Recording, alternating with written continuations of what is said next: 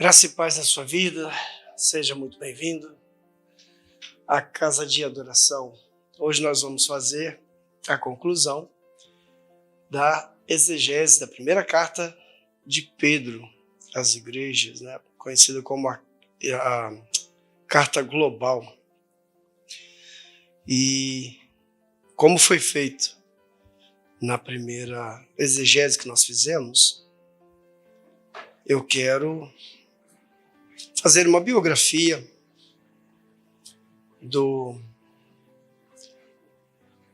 dessa exposição, ou seja, vendo aqui as capinhas. Vou até chegar um pouco para cá para poder aparecer a capinha aqui. Primeira carta de Pedro, capítulo 5. Hoje é a última exposição que nós fizemos, nós vamos fazer de 1 Pedro. Vamos concluir e, se Deus abençoar, a próxima, estou em dúvida, depois a gente fala sobre a continuação da exposição. Então, para eu poder fazer essa exposição, esse estudo, eu utilizei os estudos bíblicos expositivos em 1 e 2 Pedro, de R.C. Sproul, Novo Testamento, comentário do Novo Testamento, Warren Wiersbe, comentário do Novo Testamento, de Matthew Henry, comentário bíblico Moody, esse aqui é o de Gênesis e Apocalipse. Tem um que ele é um livro cada livro, né? Esse daqui ele é a Bíblia inteira em um livro só. Comentário do Novo Testamento de William Buckley, comentário bíblico Beacon, The First Letter of Peter, a Global Commentary, editado por Jennifer Strawbridge, versão brasileira. Esse aqui é em inglês, da Lambeth Conference. Introdução, comentário de 1 Pedro, por N. Miller. Comentário do Novo Testamento, Epístola de Pedro e Judas, de Simon Kishmaker. Comentário do Reverendo Hernandes Dias Lopes, da primeira carta de Pedro. Essas foram as 10 obras que eu consultei e me baseei, estudei bastante para poder trazer esse comentário para nós. Fazer aqui um leve apanhado para a gente poder ter uma ideia. Então nós vimos, capítulo 1 fala sobre a apresentação do apóstolo, a carta, para quem vai, para quem foi, os povos que foram presenteados por essa carta, quem foi que escreveu. Tivemos até aqui uma conversa a respeito da ajuda que Pedro teve do próprio Silas, que vamos ver agora no final da carta, de capítulo 5 vai falar. Ele vai falar do louvor e esperança, ele vai falar da exortação à santidade e depois ele começa uma lista de conselhos. Ele vai dar conselhos para a igreja, como sendo um corpo. Ele vai dar conselho aos maridos, às esposas, deveres sociais do cristão.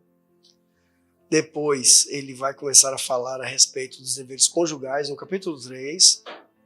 Sofrendo por fazer o bem. Tudo isso nós já passamos, tudo isso nós já estudamos, E depois ele vai dizer, no capítulo 4, que foi o último que fizemos, vivendo para Deus, e ele faz um comentário sobre o sofrimento por ser cristão. Nós até falamos a respeito do nome cristão, que surgiu de uma ofensa, que depois foi utilizado amplamente, e hoje é utilizado, e o próprio Pedro diz: não se envergonhe desse nome.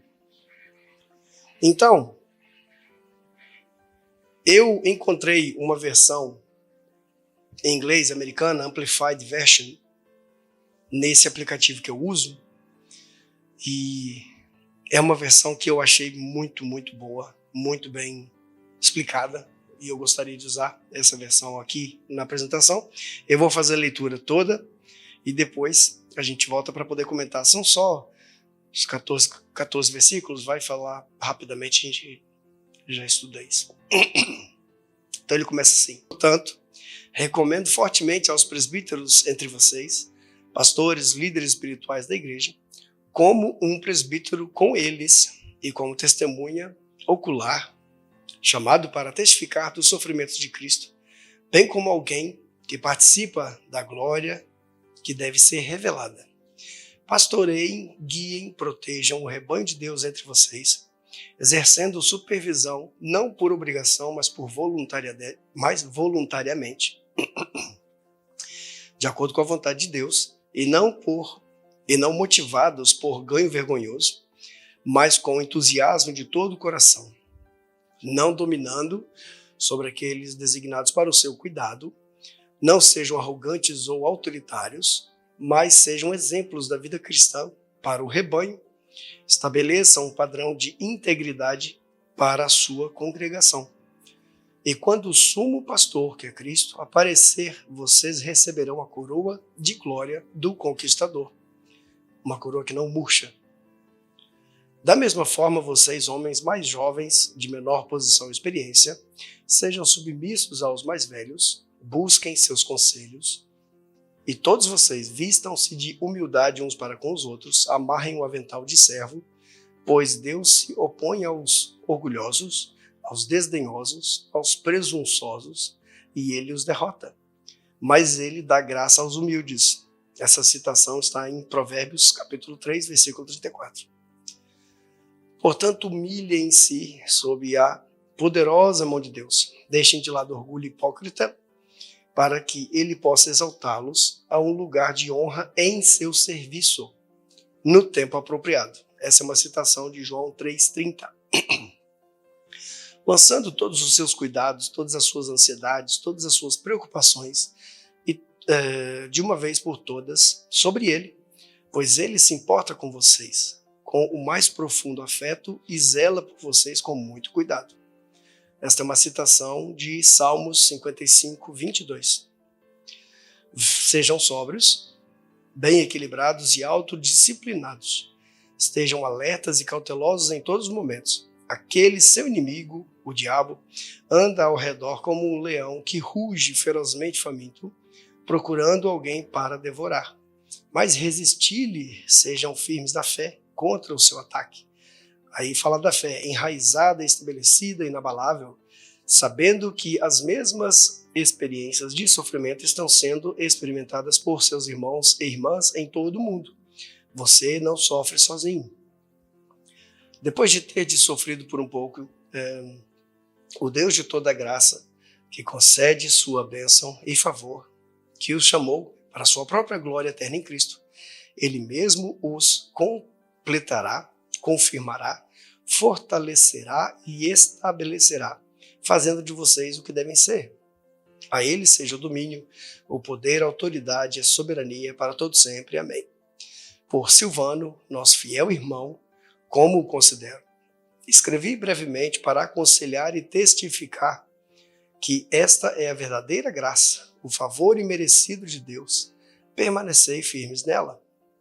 E ela, a igreja que está em Babilônia, eleita juntamente com vocês, envia saudações, e também meu filho na fé, Marcos. Saúdem uns aos outros com um beijo de amor. A todos vocês que estão em Cristo, que haja paz. Essa versão ela é chamada de amplificada porque ela tem alguns comentários expostos entre colchetes que eu acho muito relevante. Então o que nós vamos ver aqui? Nós vamos perceber que já no final da sua carta, o apóstolo ele se identifica com os seus amigos, os seus liderados, né? Aquelas pessoas para quem ele escreve. Nós vamos ver que ele não age numa pirâmide de estratificação, se colocando como cabeça, se colocando como líder, ou muitas vezes quando nós vemos as pessoas aí com nomes e títulos, ele faz a questão de se rebaixar ao nível, se isso pode ser dito assim, chamando-se a si mesmo de presbítero junto com eles. E isso é uma coisa muito bonita. Ele fala a respeito do serviço uns aos outros, de vestir uma capa, e nós vamos passar versículo por versículo falando a respeito disso. de forma que você possa entender a simplicidade do Evangelho. O Evangelho ele é um estilo de vida. O Evangelho ele é uma forma de ver o mundo. O Evangelho não é uma seita que você se reúne num domingo para você fazer algo, fazer coisas de forma diferente e você vai para casa sem você se importar com o que acontece no resto do mundo. Então ele cita essa palavra para poder deixar bem claro que o Evangelho ele é um estilo de vida. Ele tem que modificar a você. Ele tem que fazer você ser diferente. É para isso que Cristo morre. Para isso que vem a intervenção divina. É para isso que o Evangelho chegou até nós hoje. Para que haja essa diferença. Então eu vou usar agora uma versão traduzida direto do grego. E aqui nos textos eu acho que ela está como Almeida Revista Atualizada. Mas não vai fazer diferença nenhuma. Versículo 1 ele fala assim: aos presbíteros que estão entre vós exorto eu, que também sou presbítero e testemunha dos sofrimentos de Cristo, co-participante da glória que há de ser revelada. A palavra presbíteros, como nós conhecemos, significa ancião, significa uma pessoa mais velha, uma pessoa de mais idade. Era muito comum na tradição judaica você ter pessoas que eram responsáveis por certas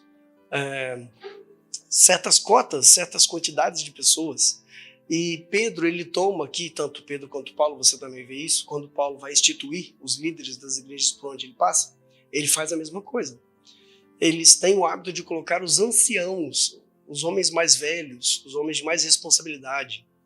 Daí que surgiu o que hoje é conhecido o cargo do presbítero. Mas a palavra aqui deveria ter sido traduzida. Assim como na reunião das testemunhas de Jeová você vê que o líder deles é chamado o ancião, é por causa disso. Porque não existia essa ideia de cargos, essa ideia de hierarquia estratificada. Tinha os setores, um em cima do outro, cada um faz o seu. Hernandes Dias Lopes, no seu comentário, ele fala a respeito disso. Não deve ter uma hierarquia na igreja, deve ter uma linealidade, todos nós somos iguais. Né? Ou seja, nós sabemos que Jesus ele foi crucificado no monte, mas, como dizem os estudiosos, né, ao pé da cruz o terreno é plano. Então nós temos essa liberdade. Então o que acontece? Nós percebemos que ele se coloca, se você fosse olhar do ponto de vista de alguém que vive por causa dos cargos, elitizado, uma coisa politizada, ele desce então do que é chamado o cargo do apóstolo, se você acredita nisso, e ele ocupa então o presbitério, como é chamado nas igrejas modernas. Mas o que ele quer dizer é o seguinte: eu digo aos mais velhos, eu digo aos anciãos, aqueles que são responsáveis pelo povo, aqueles que olham pelo povo, eu sendo ancião junto, eu sendo mais velho junto. Ele foca na figura do sinédrio, né, o Sanhedrin, que era ocupado por 70 cadeiras de homens mais velhos que faziam parte da sabedoria do povo de Israel. Era a corte rabínica que era julgado as causas de infrações da lei de Moisés. Os anciãos da época, todo o Antigo Testamento, desde a época do Sinai para frente, você pode perceber que sempre houve a ocupação do ancião no meio do povo, o líder do povo. Então Pedro fala isso. O presbítero aqui ele não é um cargo, ele é uma classe de pessoas. Tá? O uso da palavra pastores, como nós conhecemos, o pastor da igreja, ele foi muito mais moderno, ele foi muito mais novo. A tradução do pastor está dizendo aqui que no versículo 2 ele vai dizer: pastoreiem o rebanho de Deus, que está entre vocês, exercendo o cuidado sobre eles, não por constrangimento, mas de forma espontânea, não por ganância desonesta, mas com boa vontade. Então esse pastorear, ele é um verbo que significa alimentar, levar para comer o pasto, que é você levar para poder alimentar no pasto. É você cuidar da pessoa no contexto religioso, é você ensinar a pessoa, é você estar junto com a pessoa, fazer um discipulado, fazer dela uma pessoa, um discípulo, um aprendiz. É daí que vem essa ideia de pastor. Mas antigamente era o ancião daquele lugar. Antigamente era o mais velho, era o líder daquele lugar. Existe uma distinção entre bispo, que vem da palavra grega episkopos, que significa supervisor, alguém que olha de um degrau acima, que olha supervisionando. Existe o presbíteros, que é então o ancião mais velho, a pessoa responsável pelo lugar. E depois, mais moderno, veio essa palavra pastor, que é alguém que toma conta. Mas hoje em dia ninguém quer ser pastor, só quer ser profeta e apóstolo. Uma coisa que eu achei fantástico que ele usa aqui é: você tem que cuidar do povo, mas não com uma ganância sórdida, não observando os lucros que você pode ter com isso. Porque pensa bem, se eles são mais velhos, presbíteros, se eles são idosos, eles não tinham tecnicamente um dispor de uma riqueza. Estamos falando aqui de um tempo em que a igreja era altamente perseguida. Ninguém tinha condição de ter um alto salário. Embora o apóstolo Paulo, nas suas cartas, que ensina a instituição da igreja, ensina sobre colocar as pessoas nos seus dons para trabalhar, ele diz que os presbíteros, né, os anciãos mais velhos, aquelas pessoas mais responsáveis que sejam homens honrados, eles sejam merecedores de dupla honra. O que significa dupla honra? Um salário maior. Falando no contexto econômico, aqueles que tinham direito de receber um valor porque cuidam da igreja, tinham que ser pagos com uma dupla honra, ou seja, não é o salário dobrado, mas é como se fosse assim, um agrado, né? Como se fosse algo necessário para a vida, vamos colocar assim. Não como se fosse sorte da ganância, como ele coloca aqui. Não por constrangimento. Os pastores da nova era, eles querem agir como se fosse pais das pessoas. Começou agora no mundo gospel evangélico uma tolice, que é colocar o pastor como pai das pessoas. Fazer pregações e insinuações, estudos para que você possa ter, alguma coisa sobre paternidade. Gente, ninguém aqui é pai de ninguém. Temos pastores, temos pessoas que cuidam da igreja, né? Eu daqui a pouco estou entrando na classe dos anciãos também, pessoas que cuidam da igreja, mas essa palhaçada de chamar pastor de pai, isso é infantilidade. Perguntar para mim, perguntar para o outro com quem que você deve se casar, se você pode ir no casamento, se você pode ir numa festa. Pelo amor de Deus, nós somos adultos. Então, quando ele diz aqui, fazer as coisas sem constrangimento, mas de forma espontânea, não por ganância desonesta, mas como por vontade própria, é uma pessoa que sabe que tem o dom de pastor e ela trabalha nisso de bom coração. A pessoa trabalha nisso de bom grado, porque é o dom dele. Depois ele fala no versículo 3, nem como senhores da herança de Deus, mas servindo de exemplo ao rebanho. Existe uma palavra que nós usamos, né, mais teologicamente, que fala sobre o clero e o leigo. E essas palavras, o clero, por exemplo, ele significa mais alguma coisa como sendo uma repartição, como sendo uma herança, como sendo um dom, um presente recebido. Então Pedro ele usa esse termo não como senhores da herança, porque tecnicamente, pela tradição, a igreja que você pastorearia, a igreja que você vai cuidar, você não escolhe. Você não pode chegar aqui e falar, você vem comigo e o resto fica aí. É uma herança. Você ganha isso de Deus. Deus coloca na tua mão para que você possa cuidar, mas você sabe que aquilo não é teu. Aquilo é de Deus. São pessoas que Deus traz. E ele faz a comparação de pessoa com ovelha e o líder, aquele que cuida, como sendo o pastor, como nós já falamos no início. E versículo 4. E quando o Supremo Pastor se manifestar, vocês receberão a coroa imarcessível, que não se pode murchar, que não se pode estragar, falando aqui da coroa de glória. E essa coroa é o resultado dos esforços de quem trabalha cuidando do rebanho de Deus, da igreja de Deus, de uma forma honesta, porque você vai ganhar como é que se diz? Um presente, né? O galardão, como o crente gosta de falar, um galardão a respeito de fazer o seu serviço baseado no dom que Deus te deu. Então não é algo pesado. Versículo 5. Da mesma forma, vocês, jovens, sejam submissos aos mais velhos e todos submetam-se uns aos outros, cingivos da humildade, porque Deus resiste aos soberbos, mas concede graça aos humildes. Aqui você tem a palavra submissos, que ela é da mesma raiz da palavra grega hipotasso, estar, né, subordinado, estar de forma sujeita a obedecer. É a mesma palavra como nós falamos a respeito da carta de Paulo aos Efésios, capítulo 5, versículo 17 até o 23, 24. É a mesma palavra que Pedro usou no capítulo 3, falando a respeito da sujeição da esposa ao marido, do marido da igreja ao Senhor. É a sujeição de se colocar no lugar. Aqui, mais uma vez, ele usa a mesma palavra, hipotasso, sobre os homens mais novos, respeitar os anciãos. Lembre-se você, quando Paulo ele manda Tito para Creta para ser o líder daquela igreja, Tito era um rapaz, ele era um homem jovem.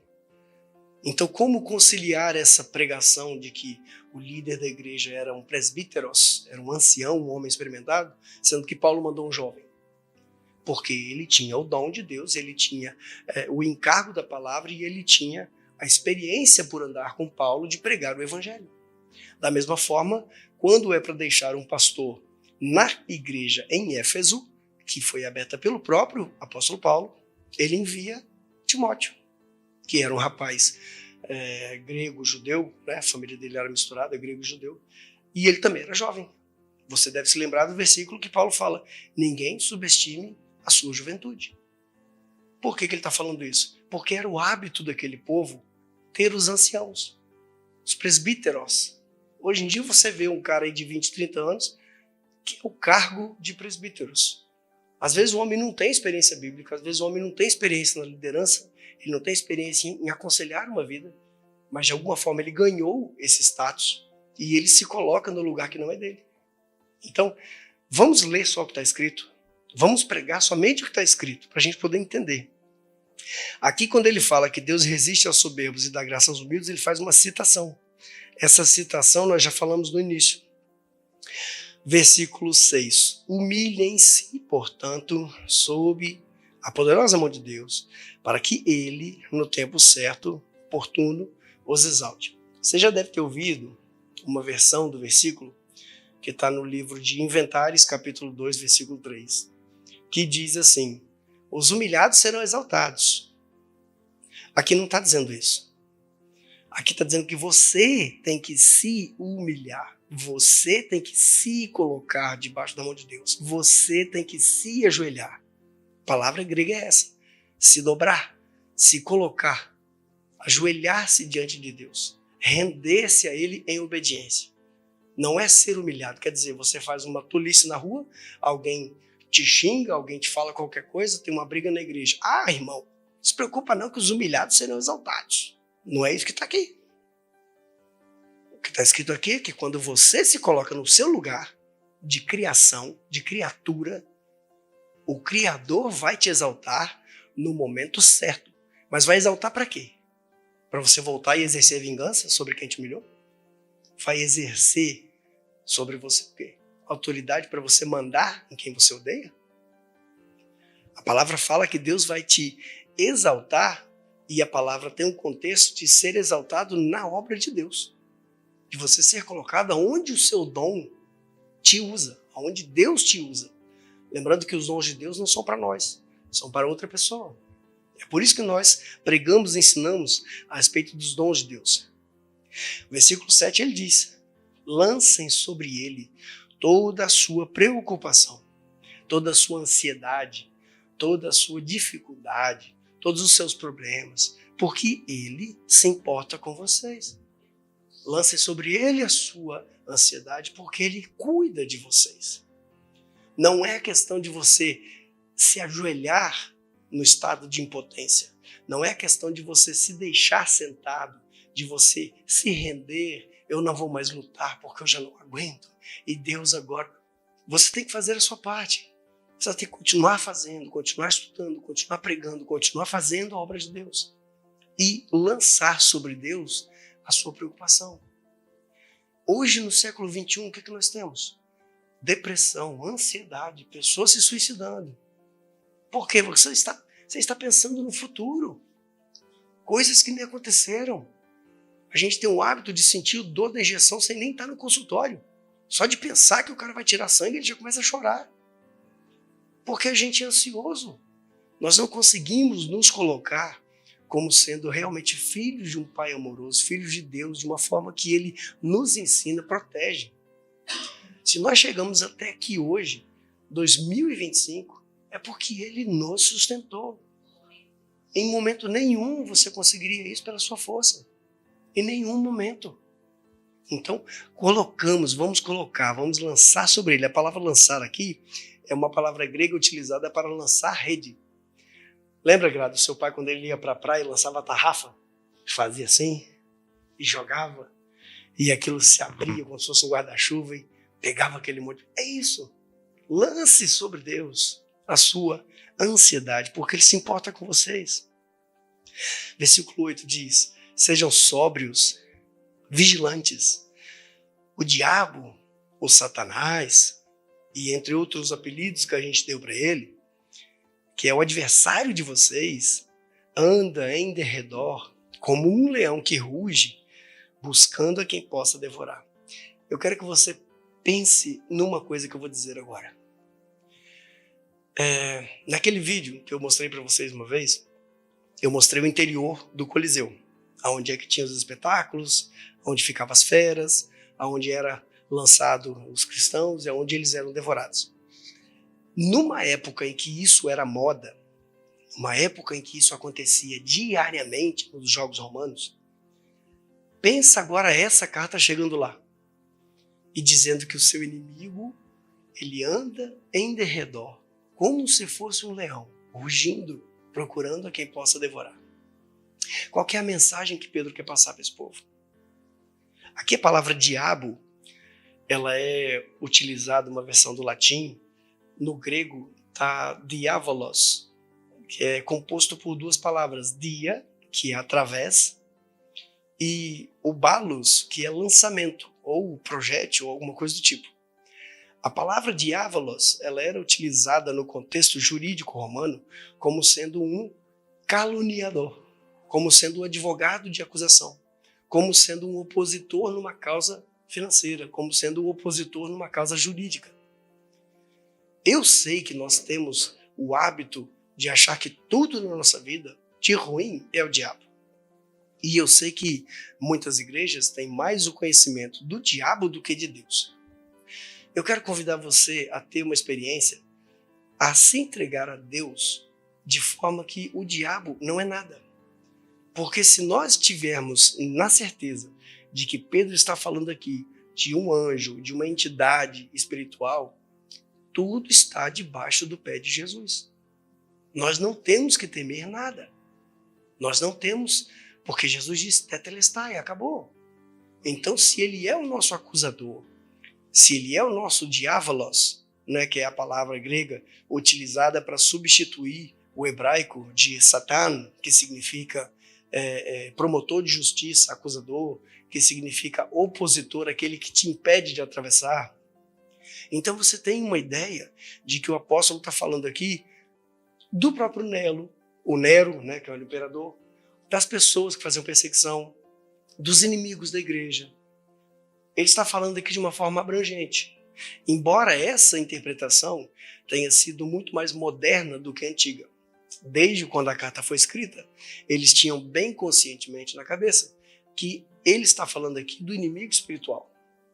Mas a figura do leão que ronda em derredor, faminto, buscando alguém que possa devorar, é uma figura completamente dos jogos do Coliseu. Quantas pessoas foram jogadas lá dentro e quantas pessoas assistiram enquanto os leões faziam o trabalho? Entende isso? Quando ele fala aqui que você tem que ser sóbrio e vigilante, ele não está falando de cachaça, ele não está falando de bebida. Ele está falando aqui de lógica, de observação, que você precisa ter cuidado. Você precisa observar de uma forma não de espectador, mas de alguém que está realmente vigilante. E ele fala sobre o diabo, o adversário de vocês, no contexto da tradição, no contexto da perseguição. Se encaixa nos imperadores que perseguiam a igreja? Pode se encaixar também. É uma mensagem direta, mas falando a respeito do inimigo, que nós conhecemos, as forças espirituais do mal, ou como o próprio apóstolo Paulo diz, que é as forças espirituais que andam no reino celestial, que a nossa luta não é contra a carne, nossa luta não é contra o sangue, mas é contra as potestades. Então você pode ter certeza de uma coisa, que se nós permanecermos vigilantes e sóbrios, esse inimigo já está derrotado. Esse inimigo já está vencido. Nós não precisamos ter medo. Mas não coloque somente uma conotação espiritual no texto. Você precisa entender que o diabo ele pode ser também um inimigo natural, ele pode também ser uma pessoa, ele pode também ser um sistema, ele pode também ser uma força maligna da atualidade. Depois ele diga assim, versículo 9: resistam-lhe firmes na fé, cientes de que os mesmos sofrimentos estão se cumprindo entre a irmandade de vocês em todo o mundo. Ele, como homem viajado, uma pessoa que fazia missões, tinha ciência de que essa perseguição estava acontecendo em todos os lugares do globo, em toda a terra conhecida por eles, em todo o mundo viajado. Então nós temos que resistir na fé, porque nós às vezes vemos o nosso lado, nós vemos as coisas que acontecem no nosso meio e a gente acha que é só gente, estamos sofrendo sozinhos. Mas na verdade isso é global, isso é mundial. Versículo 10. O Deus de toda a graça que nos chamou à eterna glória em Cristo Jesus, depois de vocês terem sofrido por um pouco de tempo, Ele mesmo vos há de aperfeiçoar, de confirmar, fortalecer e fundamentar. A Ele seja o domínio, o poder pelos séculos dos séculos. Amém. Aqui você já tem uma doxologia final, um louvor no final da carta, que fala a respeito de Deus de uma forma a dar a Ele a glória, a honra de todas as coisas. E Deus de toda graça, que nos chamou à eterna glória de Cristo, fala a respeito do Pai, a figura de Deus como Pai, que o próprio Cristo Jesus ele ensinou para os seus discípulos. Lembre-se que o diálogo de Jesus na praia, depois de ressuscitado, com Pedro, foi uma coisa simples. Ele disse: Pedro, você me ama? Então apacenta as ovelhas, alimenta as ovelhas, cuida do povo, cuida dos discípulos, cuida desses que estão com você. Pedro, você me ama? Falou 3 vezes. É simples. Não precisamos ficar floreando muita coisa, porque nós sabemos que a vida de um servo de Deus recai muito sofrimento. Viver o Evangelho é algo muito bonito, é algo muito forte, mas traz contra nós muitas lutas e muitos sofrimentos. Porque nós estamos do lado certo, nós estamos fazendo a coisa certa. Porque se o Evangelho é mesmo estilo de vida, e você vive o Evangelho, e você é acusado, julgado e caluniado por ser um cristão, é o que o apóstolo Pedro disse no início da carta. Você tem que ser feliz, porque sofrer por amor a Cristo é sofrer por Cristo. Versículo 12. Pelo fiel irmão Silvano, em outras cartas de Paulo, ele é conhecido como Silas, né? Lembrando que o V no latim, ele também é a letra U, então Silvano ou Silas vai dar a mesma grafia. Silas. O Silas que andou com Paulo, ele é o mesmo Silvano que Pedro falou aqui. Porque Silvanus seria o nome latino, da grafia latina, e Silas seria o nome grego, entendeu? Como Paulo era o nome grego e Saulos, que é Shaul, é o nome hebraico. Ele diz aqui, pelo fiel irmão Silvano, a quem considero também, escrevi de maneira resumida, exortando, testificando que esta é a verdadeira graça de Deus e nela estejam firmes. A tradição da igreja tem uma dificuldade de aceitar que Pedro escreveu essa carta por causa da grafia da carta, por causa da perfeição do grego, da perfeição da língua. Isso acontece porque, tecnicamente, é possível que Pedro ditou, ou ele falou as ideias, e Silas ele possa ter desenvolvido a escrita no grego clássico, ou, como era costume de alguns, Pedro tinha noção do grego, ele escreve a carta de uma forma rude, de uma forma rudimentar, com um grego ruim, e entrega para que Silas possa corrigir e possa reescrever a carta, mantendo o tema central, de forma que ele, como sendo cidadão grego, possa ter então o domínio sobre a língua e fazer uma escrita perfeita. O que nós acreditamos, na verdade, é que essa carta ela foi realmente dita, escrita e enviada pelo apóstolo Pedro por mãos de Silvano, que era um grande pregador, e tem até uma passagem no livro de Atos que vai dizer que Silvano era um dos pregadores, né, profetas. Não profeta como a internet mostra, mas profeta, realmente profeta, que é aquele que fala da verdade de Deus. No 13, ele diz assim, aqui, tanto na versão Almeida, quanto em algumas versões que você conhece, está dizendo lá, a igreja que se encontra em Babilônia. Só que no texto grego não existe a palavra igreja. No original grego aqui, está dizendo, aquela que está em Babilônia envia saudações. A palavra igreja, ela veio de uma modernização da palavra grega eclesia. Eclesia é a junção de dois vocábulos, ek, que é retirar, extrair, e o outro restante da palavra, que é associação.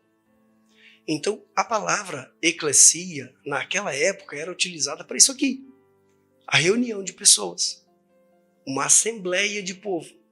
Tanto nessa versão grega, quanto na versão grega da Septuaginta, que foi escrito o Antigo Testamento, a tradução que foi feita na época de Alexandre, fala que a reunião das pessoas, o ajuntamento, era uma eclesia. E tem toda essa conotação espiritual que o crente colocou, de tirados para fora, e não sei o que, coisa e tal. Só que a palavra eclesia, ela é uma junção de pessoas, ela é uma sociedade, né? Ela era utilizada em momentos jurídicos, em momentos de lazer, em momentos políticos, em momentos... Toda vez que tinha uma reunião, era utilizada a palavra eclesia. Do eclesia, ela foi passada para o francês, Iglesia. Do francês, ela foi assimilada para o italiano, o espanhol, Iglesia. Chegou ao latim, que hoje você tem no português, igreja. Mas tecnicamente a palavra igreja não existe. Aqui, o texto original diz, aquela que se encontra em Babilônia envia saudações. Por ser uma frase grega no feminino, supõe-se duas coisas. Os estudiosos têm a dúvida de duas coisas. Ou é a esposa de Pedro, que foi, segundo a tradição romana, foi martirizada antes dele, foi martirizada e assassinada na frente dele, e ele, junto com ela, dizia, lembra-te do Senhor Jesus, e ela morreu. Pode ser que ela estivesse numa localidade que a gente já vai discutir. Pode ser a igreja no contexto de ela, a eleita de Deus, como sendo realmente uma igreja unida, onde Pedro ou serviu ou conviveu. Mas é necessário você entender que no original a palavra igreja não existe aqui. Está dizendo aqui, aquela que está em Babilônia. A Babilônia, esse texto tem três explicações. Ou era realmente a Babilônia, que nós conhecemos na Síria, onde o povo foi exilado na época, né, dos reinados, na época dos reis de Judá e Jerusalém. Ou era, talvez, uma cidade próxima do Cairo, no Egito, que tinha o nome de Babilônia, mas os estudiosos já descartam essa possibilidade porque essa cidade do Cairo era uma colônia militar, então não tinha razão para ter lá uma igreja. Ou era um codinome, e essa aí é a opinião mais aceita por todos os estudiosos. Era um codinome para a cidade de Roma. Todos, no Novo Testamento, inclusive Apocalipse de João, quando vai se tratar, quando vai referir, quando vai falar da cidade de Roma, na Itália, usa o termo Babilônia. E é o mais aceito por todos os estudiosos. Em suma, você entende o quê? Que aquela que está em Roma, eu sinceramente acredito que é uma igreja local, em Roma, manda saudações. Juntamente com vocês, saúda-se também o meu filho Marcos. O filho aqui, muito provavelmente, é o João Marcos que escreveu o Evangelho de Marcos. Segundo muitos historiadores, inclusive Papias, que era um dos grandes nomes daquela época, eles acreditam que o Evangelho de Marcos é uma narração das pregações de Pedro. Marcos, ou João Marcos, como o apóstolo Paulo fala no livro de Atos, ele é um companheiro de Pedro, ele é um discípulo de Pedro, e você pode perceber isso em Atos quando o Pedro é preso, ele, naquela famosa oração que o anjo desce e as cadeias se abrem e ele sai da cadeia, depois ele vai lá bater a porta da casa de alguém e a pessoa acha que é um fantasma, outros acham que é o anjo de Pedro e a doméstica não sabe o que fazer, e aí eles abrem a porta e Pedro entra. Aquela casa era de Marcos, esse Marcos. Então, tecnicamente, ele chama de filho porque é um costume judeu chamar o aluno de filho. Então, ele diz que a saudação vem da igreja, que é a opinião mais aceita, e a saudação vem do próprio discípulo Marcos, que nós sabemos que escreveu o livro do Evangelho de Marcos. Por fim, ele fala: saudai-vos uns aos outros com um ósculo de amor. Essa é a palavra de crente. Crente gosta muito da palavra, o ósculo santo. O que é o ósculo? É um costume do Oriente Médio de beijar a bochecha de alguém que você reencontra. Era um costume da igreja oriental, no final da bênção apostólica, beijar-se. Mas com o problema que foi surgindo a respeito disso, depois quando isso veio para o mundo ocidental, quando isso veio para o mundo grego, surgiu os problemas de homem beijando a mulher do outro e a mulher do outro beijando, então eles pararam com esse tipo de saudação. E eles adotaram o costume pagão de chacoalhar a mão, que é o que nós fazemos até hoje. Então, quando Pedro diz aqui, saudai-vos com o ósculo santo, um beijo de amor, na versão nova tradução dos dias de hoje, fala do beijo que os irmãos davam naquela época. A paz estejam com todos vós, estejais em Cristo, amém. Então, hoje nós finalizamos esse estudo. Eu estou um pouco gripado ainda, estou um pouco rouco, mas estou fazendo aqui uma força muito grande para a gente poder terminar isso. Terminamos hoje, então, a primeira carta de Pedro. Se Deus quiser, muito em breve vamos fazer a exposição da segunda carta de Pedro. E espero que você tenha aprendido muito com isso. Espero que você use esse material para estudar, principalmente quem vai assistir o nosso canal no YouTube. Pause o vídeo, leia o texto, volte, busque orientação, faça a leitura novamente, busque os comentários. Esses comentários que eu introduzi no início do vídeo, você pode achar eles, são facilmente disponibilizados na internet. Você pode comprar eles em formato digital, você pode comprar o livro. Estude, leia a palavra de Deus e aprenda mais. Amém? Dúvidas? Perguntas? Então vamos orar.